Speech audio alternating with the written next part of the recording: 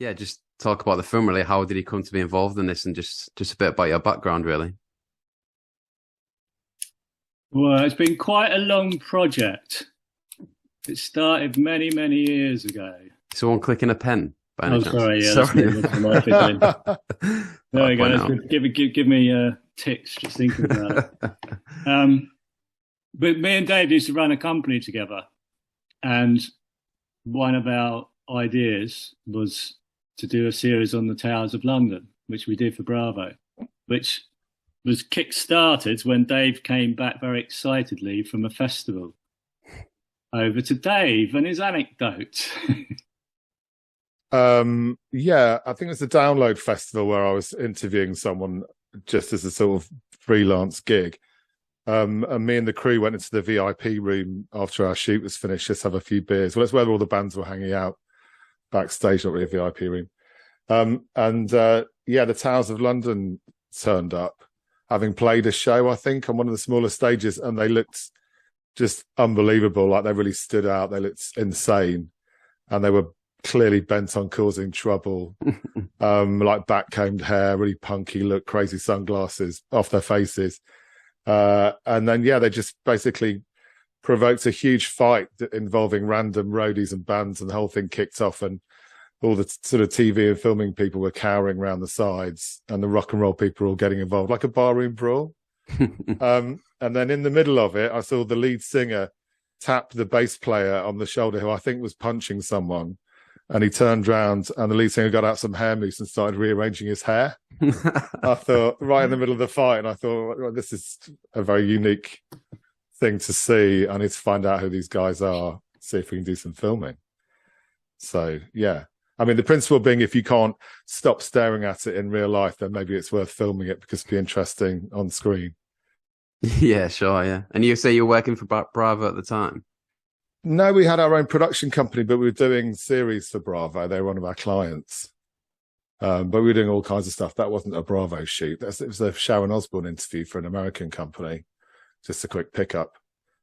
Okay. Yeah, we had a small indie. I mean, we did Touch the Truck for Channel 5 at the time. Some crazy ass endurance show with Dale Winton that got a bit of sort of publicity and, you know, stuff. And so we were just looking at, we were just drawn to left field ideas, I think. So when Dave came back and go, oh, there was this story, there was this fight and a thingy, and there was this band, and then they stopped, and then there was like hair moves, and I was going, I'd worked for MTV for years, but that sort of captivated me as a sort of anecdote. So then it was like, oh, let's just track the band down, see if they want to do something, and then we tracked down, because they were managed by Nathan McGough at the time. Obviously, Happy Mondays, and then we had to go and meet him, and then it was a long old thing because they didn't want to do it. It was like, oh, fuck off, you're just TV. What do you want to do? You know, it was like a very sort of negative approach. But then we managed to cut together a little show reel sizzle thing, showed it to Bravo without really even having the band's commitment. I think it was one of those where we told everyone that we had the commitment, where we didn't really. So I think we went to the TV channel with the sizzle, going, oh yeah, we got this brilliant band, and then we said to the band, oh, we got this kind of TV series commissioned without having got it commissioned, and then eventually managed to get enough money and then get them on side, and we did like 10 half hours, and then that did quite well. And then, you know, like cut to about 15 years later, when me and Dave had sort of parted ways a long time ago. But I was just like, oh, I always thought there was more to do with the Towers of London. You know, maybe there's a featured documentary in that. I wonder what they're doing now. And so then I tracked them down, and like, lo and behold, they were still sort of relatively together, or at least was still dreaming of becoming international punk rock superstars, whilst not really having the fame or the money to sort of back it up. But then also Donny, you know, was also a trained Reiki therapist. So it just all sounded so kind of bizarre. It was like, right, we've got to do something. So I spoke to Dave, and then we got back together, and then we spoke to the band, and then it was like, all right, let's see if we can make this work. Yeah, yeah. You know, I remember watching it back in the day. Did you? Oh, yeah, great. yeah. Wicked. Well, definitely me and my mate used to watch a clip. It must have been on YouTube in about 2006, around the time it had been out. We used to always watch a clip of the fight in the street because some of the quotes from that were amazing. Oh, well, the fight in Peterborough. Yeah, it was just like, I don't want to fight you though, mate. Oh, like the sort of chicken legs and all that. Yeah. There's that guy just carrying a can of booze around, trying to it's funny, man. Yeah, he was more upset about his booze, wasn't it? It was like, give me back my can of beer. But were you two there then at all times with them then, during the filming? No, we weren't there with them at all times. Oh, okay. We were there a lot of the time. Like I was with them for the first 2 or 3 months of the filming. It's pretty intense to be with them the whole time. And I fairly quickly worked out that it's going to work a lot better if I had sort of rotating people going in, took a step back and just tried to keep an eye on how the story was developing. Because, when a band like that is on tour, it is pretty intense. Tempers fray, and you don't get a lot of sleep. So it's difficult to stay on top of what's happening and be able to see the wood for the trees whilst being with the band at the same time. But yeah, we had a couple of brilliant guys who basically did shifts with them. Okay. It's not an easy job to do because you want the exciting stuff, but you can't really get involved in any of that when you're the TV person. So it's quite a tricky role to play. It's quite exhausting. Yeah, because I was going to ask, there's obviously this balance of, being a documentary, but also, I was reading the description earlier, and it's kind of like, people might not know if it's a comedy film. Obviously, you reference your Spinal Tap and stuff. So, just that in terms of having the trust of the band, but also what you want as the outcome for the documentary back in the for the TV program back in the day, and the documentary kind of that funny aspect. Was it kind of hard to balance those?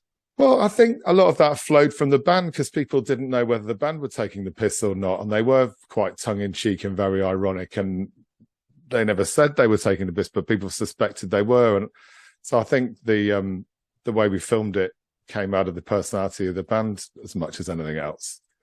And at the time they were getting tons of press, and they were seen as one of the potential next big things. But even then, the journalists couldn't work out whether is this a joke or are they serious, or is it something else that we haven't worked out yet.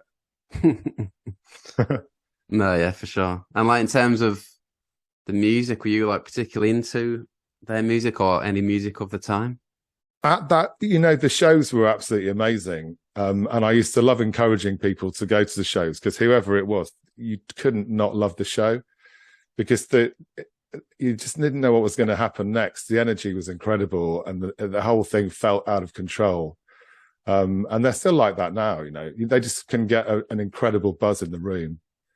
Which was really the point of them. You had to go and see them live because it was that sort of old-fashioned rock and roll that works best. Well, for me, works best when you're in the room rather than on the records because it's got the unpredictable live angle, people sort of dangling from the ceiling, dancing on the bars, and all of that. And in context, a lot of music at that time was very sort of sensible and sincere. So they did feel quite different to a lot of what else was going on.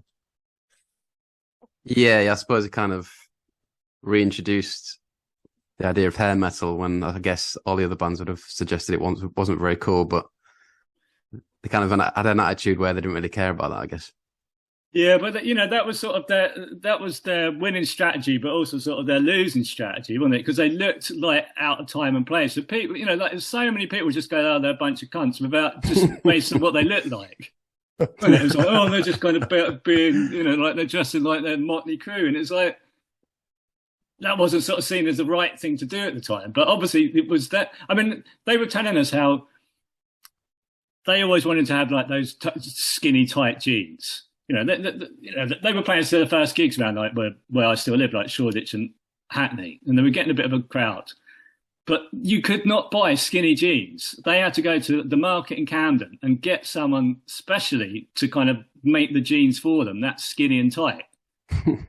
But then within 3 or 4 years, it was everyone was wearing skinny jeans, wasn't it? So in a way, they were sort of ahead of their time. But at the time, people just sort of immediately kind of go, well, they're a bunch of dicks. Just because of their look. But then they loved it at the same time because they really did walk around looking like that. It wasn't like, like Dexy's Midnight Runners. I remember, when they wore all their sort of dungaree kind of stuff, and they used to turn up to the stories of them turning up to top of the pops in like normal kind of gear, and then they changed into their sort of dungaree outfits for their kind of performance. But I mean, Towers of London didn't put on the skinny jeans and do their hair when they went. I mean, they lived that. They walked down the street like that. I mean, that's why they got into so many fights, because they just walk around wherever they were, dressed like that. So I mean, there was a sort of an honesty and a purity to them, which I still sort of really respect, even though, because they really got caned for it. Yeah, they don't. When you watch the old footage now, they don't look so weird because people are used to blokes in skinny jeans. But back then, they had to buy their jeans at ladies' clothes shops. That's literally what they did, or take stuff to have it fixed up by a mender. And then when you're looking through the old footage, you see the crew and everyone around them, the roadies, everyone, the audience, are all in seriously baggy jeans, baggy t-shirts, trainers, and they're in these super tight jeans with like high-heeled boots and skinny jackets. Like nobody around looked like that. They really did stand out wherever we went. Yeah. And, we mentioned the fighting, and yeah, you have to say they did back it up. They did take people on when they needed to, kind of thing. Yeah. I think they were living it. They were definitely living it. There was a purity to it. They always sort of saw themselves as outsiders and defenders of outsiders. They were sort of defending the right to just how you want to do, and you shouldn't have to take shit for it. But so they had a policy which was probably slightly too subtle for the tabloid newspapers and the music press to get at the time, but it was completely consistent, their policy, which was that they didn't ever actually start a fight. What happened was they wouldn't ever take any abuse off anyone. If anyone shouted something at them in the street, they would never just walk away. They would always confront that person back, and then it would turn into a fight. And that was real and consistent, that policy. And they were just, for some mad reason, happy to do that 7 days a week. So looking like that, I mean, it says it in the film, it's fine looking like that in Shoreditch, but if you go to a town like Peterborough dressed like that, people will shout stuff at you in the street. And if you can't let that go and you're going to walk over and say, yeah, what, then, you will end up in these physical bust-ups the whole time. Yeah. But I remember Rev saying that, like, people really celebrated him for that. It said, like, at concerts, there was one concert where someone came up to him and gave him these kind of badges, which is the chav fighter or the chav buster, because it kind of hit that chav in the streets of Peterborough. He was seen as a sort of a hero for it among some people. Yeah, there's lots of different ways to look at them, and one way people look at them is if you're someone who looks different in a small town, then they're kind of fighting on your behalf. If you're too scared to stand up for yourself, but you want to look a bit different, they're kind of representing you. And that was something we heard a lot, wasn't it, Glenn, at that time? Yeah. So, I mean, they're not to everyone's taste. I'd fully admit that. I expect they would admit. But, I mean, there is something. There is a sort of an honesty and a purity to them that I still sort of respect. It's the same with their songs. I mean, they're not like clever songs, are they? They're pretty simplistic songs, like a lot of sort of punk is. With sort of just kind of chanty, catchy choruses.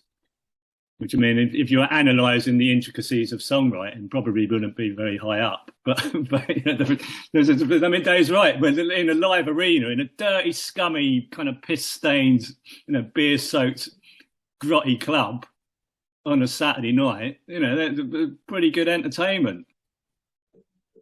And how did you find them personally? Just because even in the trailer for the documentary, you see the bravado quickly followed by, a moment of honesty where I think one of them says he needs a toilet after giving it the big one.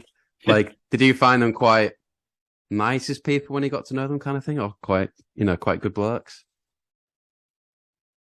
Glenn? Let's just say we have a complicated relationship with the band. Right, okay. So, yeah, go on, sorry. They're very, very sweet in real life. I'm sure lots of people who are, don't mind having a fight have a sweet side too. And then when you're sort of involved with them professionally and you're part of their image, then that, is a very complicated relationship. And I think people I don't know. I think when you become famous and notorious like that, I think you have a love-hate relationship with it. I think some days you're really up for it, and then other days you wish you could switch it off. So yeah, it's complicated, like like Glenn said. I mean, deep down, they are really, they're lovely people and they got good hearts. But yeah, I mean, I think like all these things, like I say, it was never, and it wasn't it wasn't like, right, we're not these kind of people. We're like posh boys and we're going to pretend to be kind of these urban oiks and kind of go around fighting. It wasn't like that. I mean, what you see is what they are. If, a more extended version of maybe one side of one's character. But, when you've sort of been living that and performing that role for, decades now, it becomes quite blurred, doesn't it? And sometimes you don't necessarily want to be that, you don't want to present that bit of you to the world. Because you go like, hold on a minute, it's a really nice kind of person over here who's quite into Reiki and, like spirituality, but you're still sort of seen as this other kind of thing. It's complicated, like a lot of people in front of the camera or musicians who deal with, I think, isn't it? You sort of, you're seen in a certain lens, and you realise that that's the persona, and people, you're only famous because of that, but you don't necessarily want to perform that all the time. It's yeah. So if you get them, so what we say is like, if you get them on the right day, lovely people. If you get them on the wrong day, maybe, it's not quite such a pleasant hour. Yeah, fair enough. And then in terms of getting a documentary together, then, like you mentioned with the TV show, they weren't particularly keen at first. What was the reaction with this? They didn't want to do it at all. And so it was one of the quickest sales we did to Bravo. Like, we sent in a little reel that we'd done. And they rang us back within 3 or 4 days and said they definitely wanted to do it. And it's normally the other way around. It's normally easy to persuade the band or the talent to do it, and really difficult and competitive to get it on telly. It was exactly the opposite way around. Bravo really wanted it. They didn't want to do it. But I think that's just because they were just about to hit their peak of notoriety.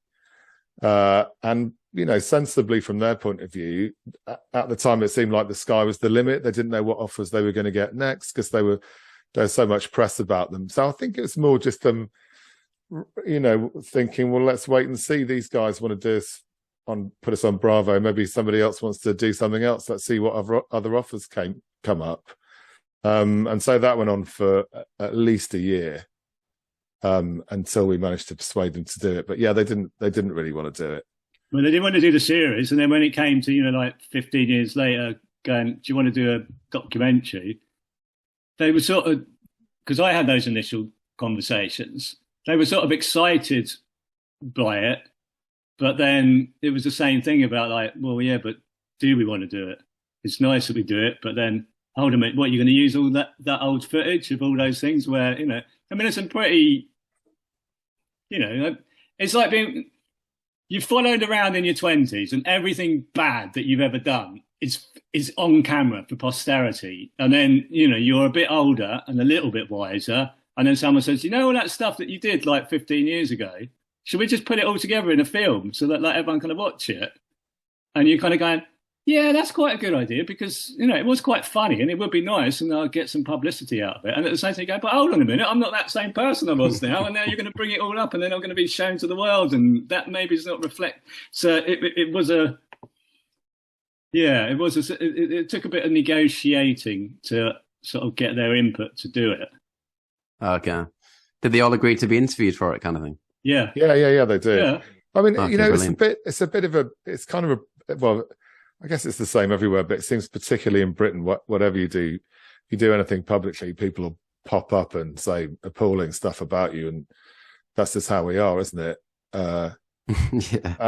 As a nation, and that sort of tall poppy hating thing. So, when you commit to doing something like that, you are committing to the good and the bad of some people are going to love it, other people are going to hate it, and you're going to have to listen to this stuff. And at times, you're not going to want to hear it, but that's just the reality of putting something out there.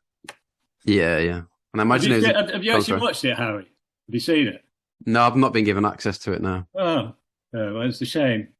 because you'd see that there's sort of a moment in it where we sit them down and show them the worst bits of their behaviour many years previous, and that's quite illuminating. You know, Yeah, I was going to how say, you react to that. It's almost like, did you see this process in front of you of them like kind of processing what happened? And Yeah, it becomes therapy. It becomes like this is on-screen band therapy. Because also, what's key to point out is that when I tracked them down, because the series, I don't think we're giving away a big plot twist, maybe, but the series ends with the band having a massive fight on the streets of Japan, and Rev, the guitarist, being sacked from the band. And when I tracked them down like 15, 16 years later, they still weren't speaking to the guitarist. So, there was some healing that needed to be done. Yeah. I didn't realise you hadn't seen it, Harry. I'll send you a link to it after when we're done. Yeah, amazing. Cheers, mate. You should have said, because, you'd probably be more illuminating conversation. Well, we could do half now. I could send it you after this conversation. You could have a look, and then we could do another half hour later if you want. I think you'd really enjoy it, Harry. I'd be up for that, mate. Yeah, I'm quite new to these things. I didn't. I was only recently sent a book before it was released as well. But I was hoping the production company would mention it, but it didn't get mentioned. But yeah, we can do that though. I'll be up for that. Yeah. I'll send you a link after this. Brilliant. Yeah, I just wondered what the catalyst was for you two in terms of, like you say, you said you hadn't worked with each other for a while. What was the catalyst for doing the project? The fact that we both knew that it was different to all the other stuff that we'd done, that there was more depth to it, so when we made the series for Bravo, it was like a formatted slot where there was a certain product that they knew would work with their audience at that time of day after the pub, and it was all sort of chopped up for ads and coming up after the break, before the break, and we wanted a certain amount of craziness in each episode and all of that. And then the other thing, we were putting the programs out before the story had really happened, because we were on program 8 or 9 in the edit before things started to really get out of control. So we didn't know that was going to happen when we started making the shows. We didn't know what the story was, if you see what I mean, when we started making the series. And then looking back on it, you think there's actually a much bigger, more serious, real story in this footage than we realised when we were started, or that was relevant to make for that TV show. And it was, I think we both just agreed that it was worth taking another look at it, with the benefit of hindsight, having a look at what the real story was. And as Glenn said, once Glenn had found out what the band were doing now, that just gave it an extra, what they were doing in the present day was just really, really interesting compared to what had happened before. So for those reasons, it was worth digging through it again. I think I was attracted to the fact that, feature docs are becoming increasingly popular. There's quite a market for them, but a lot of them are quite dry and sober kind of affairs. And this one's humorous. There's not many funny feature docs you do, and so people consistently going, it's like the real Spinal Tap. Just thought like, well, a funny feature doc would be quite good. And as Fenton Bailey, I think who came on as the executive producer, who's like top TV cheese and does RuPaul's Drag Race. He loved the idea. He said, how many times do you do a feature doc about an unsuccessful band? I mean, like music documentaries are traditionally about like bands that were famous and successful, but to effectively do one about one that didn't really make it, or, only made it for a very small kind of moment, like one summer type thing, and then faded in obscurity in many ways. It sort of just felt like a sort of a counterintuitive sort of film to make. So, I mean, in a way, it's more about the story of like 5 mates. Yeah. Friendship and, being mates, and then quite frankly, falling out in the most kind of horrific circumstances. I mean, you're all falling out with your mate, but not many people have had like a full-on fight in the middle of a Japanese street, being kicked to shit, told to be a cunt, and then, and it's all filmed on camera. So that's just sort of like, well, how'd you come back from that? I mean, that's so. whilst there's this like £1 million contract on the table that's getting lost kind of thing. Yeah, exactly. Yeah, I mean that's the other way of looking at it. I mean that's why you have to call it "fuck it up." Really, it's like, but first it was like almost like the last time a band would ever kind of be offered a 5-album record deal. I mean, you tell young people now, and they go, "What?" People sort of got given money for album deals and stuff. It's sort of such an alien kind of thing, and then to be given all that money and essentially fuck it up, in broad sense. It's like how'd you go about that? Was it circumstance, or was it? There's something very sort of compelling about a sort of a self-destructive entity, which they were in a way. I mean, the things that sort of made them successful were also the things that I think sort of were their downfall as well. In many, so it's sort of interesting territory for us, if you want to make films. Yeah. All right, then. Well, let's leave it there, then, if you want, and then I can watch it. And yeah, I'll literally send you the link now, and then have a look, and then yeah, let's do another little bit when you've seen it, if you want. Yeah, that sounds good. Thanks for that. You're welcome, man. Looking forward to it. Yeah. All right. Nice one. Cheers, guys. Well, thanks for supporting us. Nah, honestly, as soon as I heard about it, it's been a while. I saw something about a year ago, I think, on the internet. And I was like, me and my mates are like, I can't wait for this. So, yeah. Well, I look forward to seeing what you think of it all. Yeah, cheers. I'll be in touch. All right. Cheers, Harry. Nice to meet you. And you, yeah. So, look, I'm glad I sent you the link. I didn't even realise you hadn't seen it until quite late in the conversation. Yeah. Well, yeah, like you said, now I've watched it, I can ask a few more specific questions, really. Yeah. So what did you think then? Tell me on. You can be completely honest, because it's really interesting to hear. Yeah. People's honestly, thoughts. I honestly really enjoyed it. I thought it had kind of a lot of components you need for like a compelling story. You've got like the narrative of the band breaking up and kind of reuniting at the end, and then you've got the comedy aspect. You've got kind of this, like this mask over the mask that slips very quickly. Yeah, the band. It's got a lot going on. Yeah, it's exactly what I hoped it would be, to be honest. And even more, like I found the actual story a lot more compelling than I thought I would, in terms of how how Donnie and Dirk treated the likes of Rev. I didn't really see that coming, to be honest. Yeah, so it starts off as one thing and then turns into something else, doesn't it? So the first cut we did, we had hours of just lunacy, and then we worked out that you can't run that for more than about 40 minutes. It becomes meaningless, and you have to sort of move on. And then luckily, the present day is actually really interesting, and it does link back to everything that went before, but it kind of goes into a different chapter, doesn't it? Like it kind of like gets dark in the middle. And then it comes around, and you end up amazingly feeling quite good at the end of it. Which I didn't know if we'd managed to pull that off, but a lot of people say actually I really enjoyed the ending. I enjoyed sort of walking away from it feeling slightly uplifted, and I would never have thought that when I started watching it.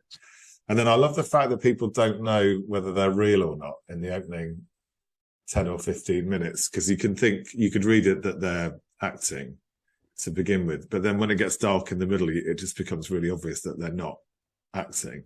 And it kind of hopefully dawns on you that actually this is actually really happening. Yeah. I mean, I was thinking that today, like obviously the Spinal Tap link, it really, like, some of the lines you couldn't write them if you tried. But there's so many of them as well. It's just like non-stop funny lines, like unintentionally funny. Yeah, people couldn't work out whether they were taking the piss or not, and I think a few journalists say that in the film. And they got accused. They constantly got accused of being fake and sort of acting these roles. But then you think, like, all those classic bands like Motley Crue, it is a pantomime performance to some extent, isn't it? It has to be. Then it is about having a performance. So why is one band genuine and one band fake, and who's to decide that? And I think we thought perhaps maybe in sort of UK culture, you're not allowed to be a punk band unless you were in that original sort of late 70s time. And if you weren't happening to do your thing in that time, if you're doing it later, then you don't really count and you're faking it, because you could only be real if you're at that time. You know what I mean? Yeah, but I think the music has a lot to do with that, doesn't it? Like, Yeah. Weirdly, the song "Fuck It Up" has actually like really grown on me from watching the film. Yeah. But I guess it's funny when they're reading the reviews. I think one, he's reading one out, and it kind of really sums them up. I think kind of the novelty act that's kind of just a landfill of rock music with a few good elements, and he's just like, it doesn't even make sense. Yeah. There is that. Yeah. Well, you work really hard on stuff, and then you've got to throw it out there, and then whatever it is, there's going to be people that really hates it, and you're going to hear about it, and it's a sort of painful moment. That moment of, revealing what you spent all that time working on. That you obviously really care about it, or you wouldn't have put in the work to do it. Yeah, and I guess that's where their front comes in, doesn't it? It's like that's when it's going to kick in that we don't care, or reviews we don't care. That's when they've got to kind of front up to it, I think. Yeah, and the fine line between sort of making it and not making it, because when I was first started working in telly as a jobbing sort of freelance producer, I got sent to film loads of bands that were going to be the next massive thing, and generally they are absolutely brilliant, and you get really buzzed up, and they've got a great look, brilliant songs, what seems like the whole package, and then you never hear from them ever again, because there's not room for everyone to get their heads around 100,000 bands. There can only be a few. I don't even know. At one time, a dozen. I don't know.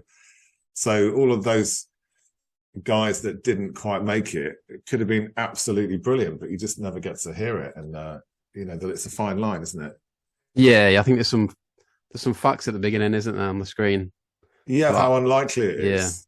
Yeah. And how it can be just things that are just not in your control at all. Like, for example, maybe you get spotted by somebody who signs you up and then leaves the label randomly, and the next person coming in can't pick up their acts. They have to make their own impression. So just through the revolving door of other people's careers, you could get shelved. Like, there's a whole load of things that you're not in control of that could determine whether you end up being massive or not. Yeah, we've had previous guests that talked about that, like the A&R guy that they have leaves, and suddenly they feel a bit homeless, kind of thing. Yeah. Yeah, and then I suppose there's the other thing that, like, so they do those amazing shows in Japan, and there's packed.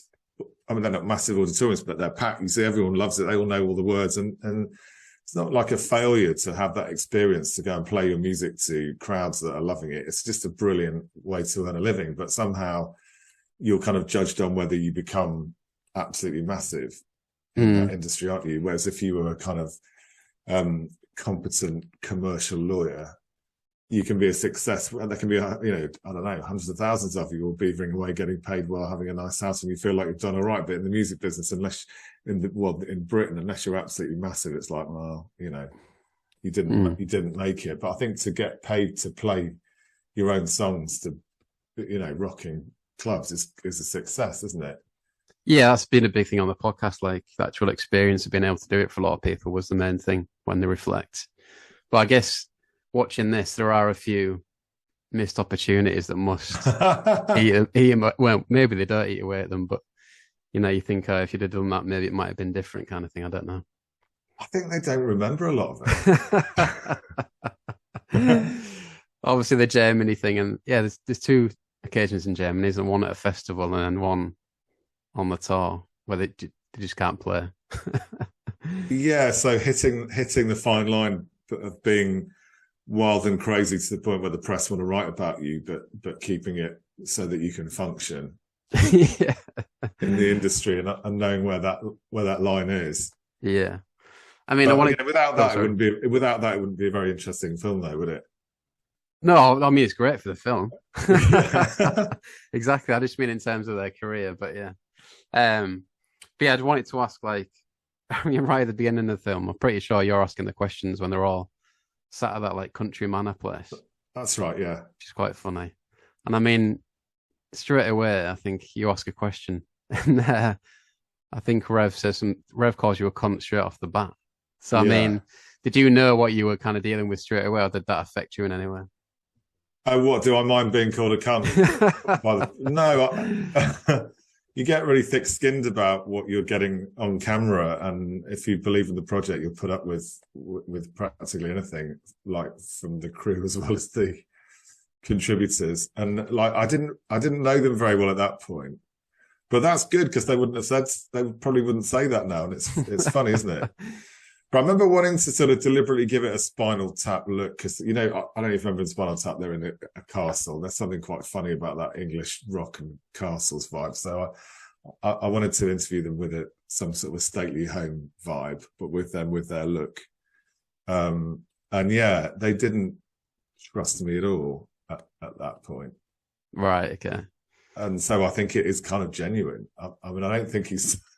Well, I think he's probably saying it to be funny, but also means it at the same time. Because I think one of the interviews said they were a bit like a sort of little football hooligan firm where like everyone hates us, but we don't care. And if you're not inside the crew, then you're an outsider. So you're sort of treated with suspicion. Maybe it was to do with that. Yeah. And yeah, I mean, it's just good seeing. I'm so used to seeing the footage on YouTube that actually seeing it in good quality was great as well. Yeah, I don't know how much of it is on YouTube because I've seen, or people have told me that there's loads of people claim that thing was staged, and when you see the whole thing, like what, the fight? Yeah, right. I just don't think you could think that if you just saw the end of it, you could think that. But I think if you've seen how the whole thing unfolds, I just don't see how you could possibly stage that. No, definitely I think it's so real and so like what we discussed this in the last call, but what England can be like if you look a bit weird. Well, exactly. I think anyone who's been around city centres in England would be, it's easy to see how that could happen. Yeah, and I'm told that hasn't changed at all. It's still the same now. Like we haven't really moved on from that. Yeah. I'd agree probably. So like if you look different, that means you rate yourself, I suppose. People take otherwise why don't you dress like everybody else? Yeah, I mean that's the big thing about British culture, and it is like knocking each other down if you can't allow someone to think they're any better than you, kind of thing. Yeah. And just by wearing an unusual outfit, that's read that you're saying you're better than everybody else. Yeah. And then I was just interested in, there's no narrator. It's just words on the screen. Is that quite deliberate? Because obviously it actually worked quite well in terms of comic timing.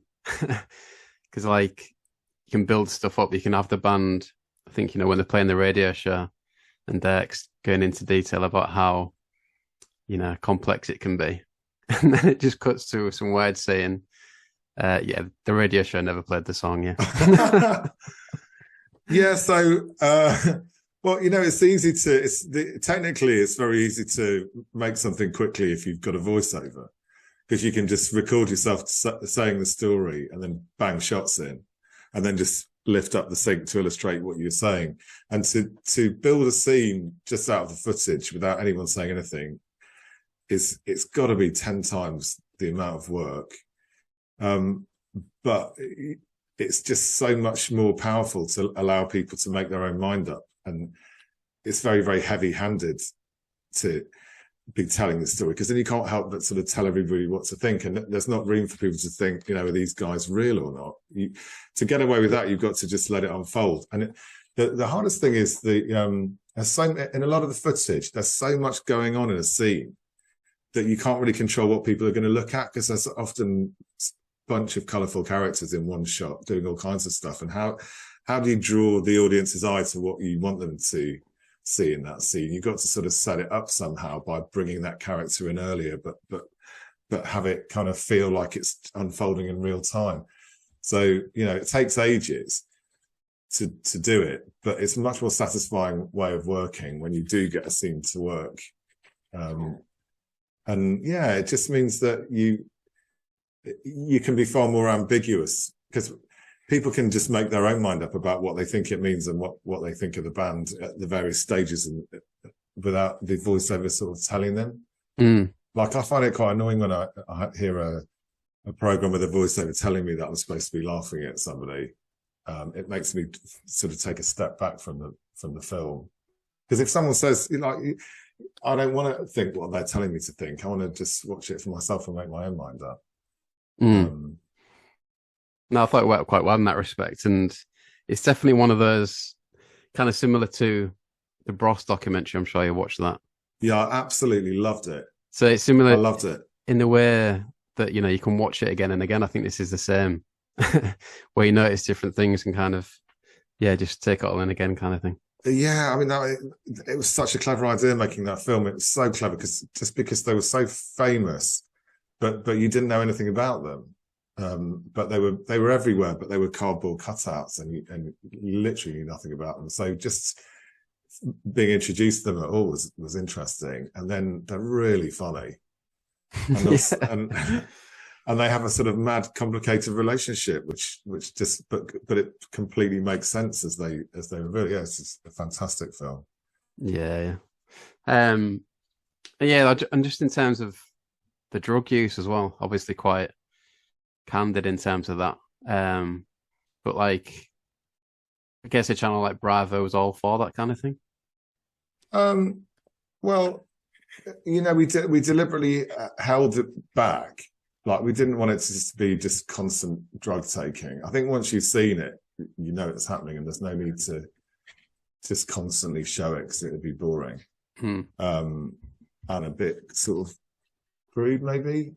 I don't know. I think but then one of the interesting things about them at the time was that, you know, you suspected that bands were doing what bands want to do in their spare time, but nobody was so overt about it than they were. So it was kind of part of their act to be sort of blatant about the lifestyle. So you couldn't not have it. So we just wanted to just show it and move on. Because it is a bit, I mean, I think possibly alienate some of the audience to see that as well. I think some people don't want to see it. But then could you do a film about Tales of London and not have that, when if you just Google them now, then you just see that as all part of the sort of image at the time. Yeah, and it almost becomes a joke in itself, like the way they talk about it and stuff. Like, they make it seem very uncool, put it that way. It just becomes a bit of a joke the way they talk about it. Well, yeah, and I mean, more so in the original TV series, has had a really sort of amoral way of presenting it without judging it. But then you see what happens as a result. I mean, it's definitely not a pro-drugs film in that sense, because you can see how it can help you mess up at super high speed. That also sort of plays out. But we didn't want to sort of, we just wanted to be like, to not take a view on that, just to show what they were doing and let people make their own minds up. And then the way it's worked out, I guess it's kind of like, I wouldn't be worried about my kids seeing it thinking it's going to encourage them to take drugs, because I think it shows you why you don't. Yeah, exactly. Yeah. And I was just interested in like people like the manager, Nathan, and PR officer Mike. Yeah, Mike's my favourite character in the film. Yeah. I think he's just the perfect foil for them. And he just wants them to do, he just genuinely wants them to do really well. And it must have been so painful for him when they just ignore all of his great advice. Yeah, when they're talking about Radio 1, it's very funny. It's just like, it's just, well, they're definitely not going to play you again if you call them a cunt. Yeah. So he was a massive music fan that just wanted to be close to music and see it at first hand. And he worked his socks off to help them achieve their goal. And it must have been, well, probably just fascinating seeing it happen, but also, you just need to have the patience of a saint to continue picking yourself up and laying on the next thing. But then also, he was press officer and they got loads of press. So he was doing a good job when they were a band that people wanted to write about at that time. So is it James Blunt that did You're Beautiful? It is, isn't it? So that was the big record of the year when we were filming them. Right, I think that's a really good example of what the normal style was like. If you watch the video and the type of song that is in it, his baggy jeans and t-shirt and just to see how, against the grain they were at that moment. Yeah. And he actually had a point, Mike, I think, when is it the German promoter kind of called off the tour. And it's like, well, he should know what he's getting involved with, really. Yeah, that's true, isn't it? Yeah. Then you have there's this theme of, Dirk and Donny being bullied as kids, which when they first start talking about it's quite endearing. And then you think, oh, right, yeah, kind of understand why they're fighting all the time or sticking up for themselves. But then obviously there's a bit of another side to that, obviously, at the end when, they're blatantly bullying Rev. So I thought that was quite interesting in terms of, it's like a double side to that kind of thing. Yeah, and I think, they're all, those tours are really, I mean, this must be something that you hear about all the time, that you have to, it's impossible not to fall out with people when you're put in that situation, and tempers flare, and people who, if you just had a normal friendship with them, would never do your head in. If you're stuck in that kind of claustrophobic environment with them for ages, then you do end up falling out. And I think that they just, that split emerged in the band, and I think they were just really offended that the other guys didn't seem to want to hang out with them, but they couldn't express it like that, so they didn't want to act like that, talk like that. So it just became more and more of a thing until it just sort of exploded. But I think behind it was just feeling rejected by your mates and getting really emotional about it when you've been all stuck together in a tight environment, but also you're sort of getting hammered every night. So that just makes you feel more anxiety, doesn't it, and paranoia. Yeah, and they said the lack of access to drugs was actually one of the catalysts as well, which is quite mad. Yeah, that they're on a massive sort of come down as well. Yeah, obviously, when it gets to the reunion type of things, the speech from Rev is great. It's so captivating when I think you show him, the moments in Japan, and he has this really viscerally angry moment where he explains exactly what he thinks, and it's great. I've watched it a few times. Yeah, so first up, let me say that Glenn did that. I wasn't in the room. It's a fantastic interview, isn't it? Yeah. Because it's so genuine, and you're just glued to it as he gets more and more angry. You're just sort of on the edge of your seat. It's really, really good. And then, so I think that it was painful for all of them that we were using that fight scene clip, but it justifies itself because you see that, if people can forgive each other at anything. It's amazing that they could do that and forgive each other. And you sort of see how that forgiveness is really important for everybody concerned, the people doing the forgiving and the people being forgiven. It's just a massive positive thing. And if you don't show how horrific it was, then there's no power behind that. So it's quite brave of them to let us do it at all, given how bad some of them look in that Japan fight scene. Yeah. But that's, I think that's my single favorite thing about the film. If you were doing a drama and you had a forgiveness theme in the drama, it's not like reality where you can see, wow, you can forgive, someone can be forgiven when they behave that badly. It's a really amazing thing to see. And that it has to be sort of real documentary for it to be real. Do you see what I mean? Yeah, definitely. It's quite impressive. I mean, I don't want to give loads away really, but for him to go from feeling like that to, it seems like he cracked on with them straight away as soon as he saw them. He was getting on with them. So yeah, it kind of showed you that bond they had, really. Yeah, because it's that thing that proper long-term friends, when you see them again, you not seen them for years, you just pick up where you were before, which is basically what happened once they'd kind of all got their apologies in. I was just interested in, I remember on YouTube as well as that fight with the American fella. Yeah. I noticed you cut that out of the film. Was it just because it didn't make it, or was there a reason behind that? Well, yeah, they asked us to. Oh, right. Yeah, and I didn't want to because I really like it, and but I wanted to try to stay friends with them. So they asked, what the band is it? Do you mean? Yeah. They just didn't. I think they thought it made them look terrible, and maybe there'd be some legal stuff came of it later. I don't agree with either of those things, but that's what they thought. And they, as part of the film sort of access process, they could watch the film and, ask for things. And we just decided that it'd be better to take a few hits for the, in the hope that the overall relationship would be better, But you're right. I mean, it's maybe, it's a shame to taking it out because it's just a really mad moment, isn't it? Yeah, and I think they're actually, I know, like, I don't know, I'm supposed to gang up on him a little bit, but it's actually fair enough. Like, he's talking to him like knobheads, yeah. Well, yeah, because the policy was that they didn't go around starting fights. The policy was if someone shouts abuse at us, we're not just going to let it go. We'll call them out on it. And you see that clearly happening. They're just hanging out doing their own thing. He starts shouting a load of abuse at them, expecting them to just take it, but they don't take it. They come and sort of front him out about it, and you see all that in the scene. And then you also see how the brothers are inseparable, and if you try and take on one, you're going to get both of them. Yeah. We even got that with Japan, even with like the rest of the band when they're fighting in Japan. You see that, like a real good example of that when, there's that split between the band, and as soon as any kind of scuffling breaks out, the brothers really join together again. And it's like, I don't know, yeah, it's almost like just built into the minute to just immediately just rise up against anyone.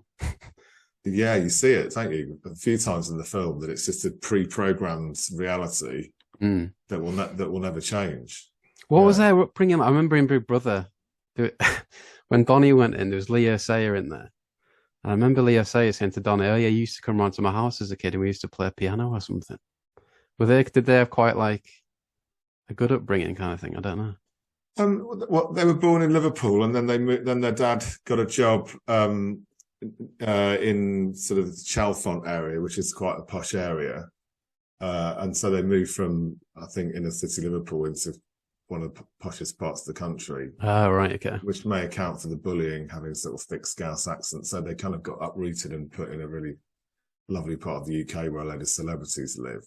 Right, okay. But they're not from sort of posh roots as they were accused at the time by the tabloids.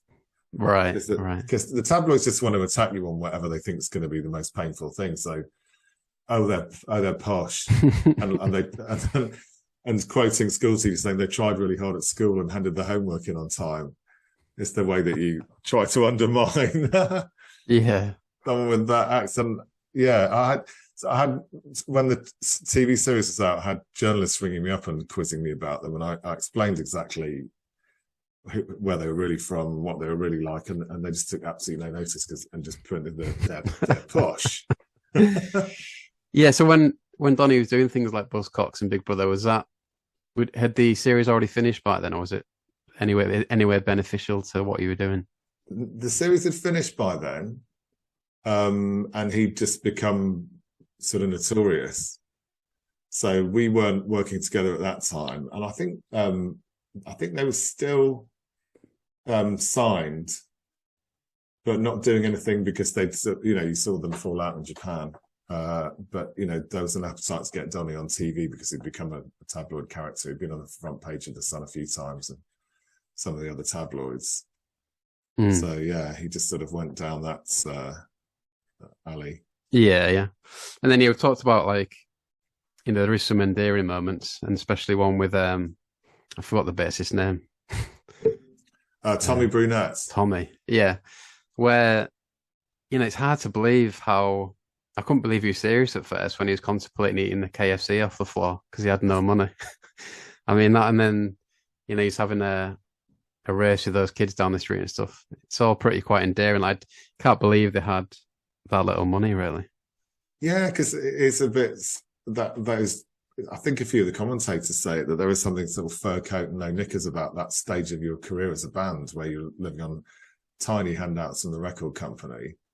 But you need to be seen, and you're getting invited to stuff, but struggling to pay the bills at the same time. I think that's pretty common. Do you find that on the podcast? That must be pretty common in the industry.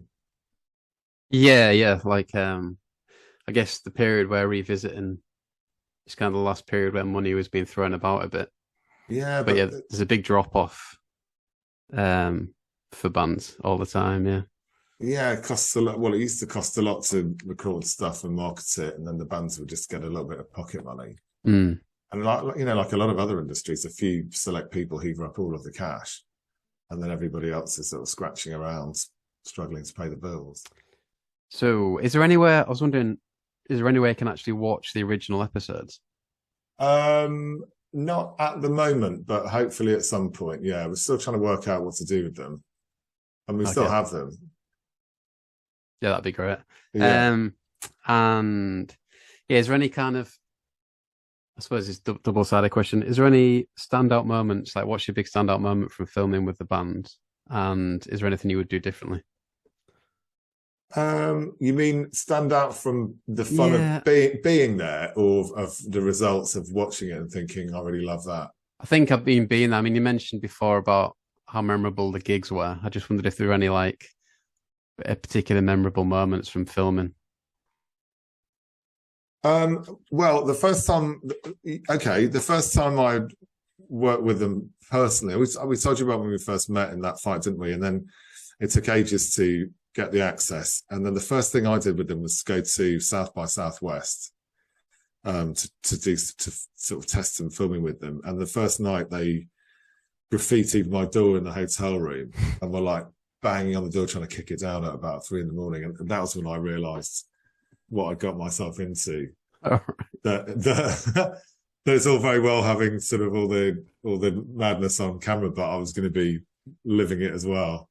Yeah. So that was quite a memorable moment. You know what I mean? Realizing what you'd let yourself in for, basically. Is that one of those weird things where it's like, that actually means they like you kind of thing? Yeah, I think so. But who knows what's going to happen next? Yeah. And yeah, is there anything you would do differently about either the filming or anything really?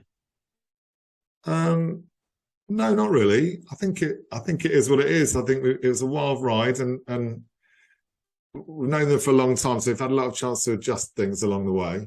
Mm. And I really, really like the film. Yeah.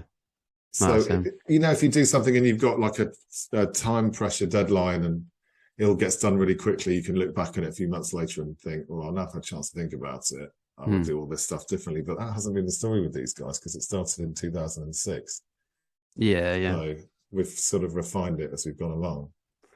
And yeah, obviously the screening next week in London that people can buy tickets for, but how is it being rolled out after that? Not sure. We haven't worked out what the plan for to make it an international smash. Yes. I think it's got legs big time, to be honest. Thank you, mate. I appreciate it.